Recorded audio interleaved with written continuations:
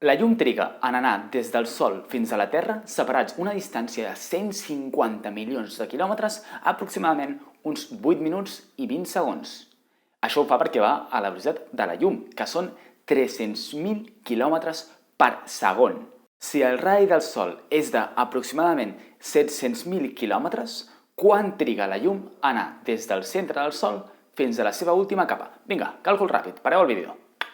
2 segons. La llum trigaria 2 segons en anar des del centre fins al final del Sol a la velocitat de la llum. No.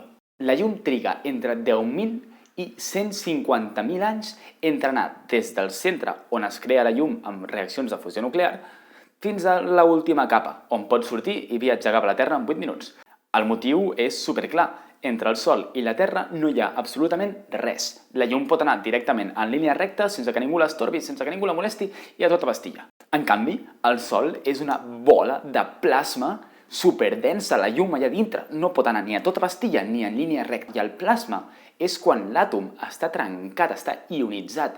Els electrons i el nucli estan separats. Hi ha càrregues elèctriques lliures, sueltes. I quan hi ha càrregues lliures, sueltes, la llum no para de xocar-hi, de ser absorbida per aquestes càrregues elèctriques, pels nuclis, pels electrons. Un cop és absorbida, després torna a ser reemesa.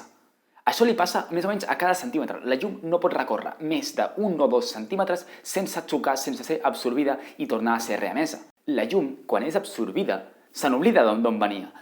I al tornar a ser reemesa, pot reemetre's en qualsevol direcció. És aleatori. I si abans anava en línia recta cap allà, després pot ser reemesa i anar cap allà, cap allà, cap allà, cap endarrere fins i tot. La llum està fent passos de centímetres en direccions aleatòries per sortir del Sol. I clar, ha de recórrer 700.000 quilòmetres d'aquesta manera tan poc eficient. Doncs la llum justament fa 10 a la 21 passos d'un centímetre, d'1 o 2 centímetres, 10 a la 21, que són un 1 i 21 zeros, que no hi caben a la pantalla. Tants passos per poder, finalment, sortir del Sol. I per això triga entre 10.000 i 150.000 anys.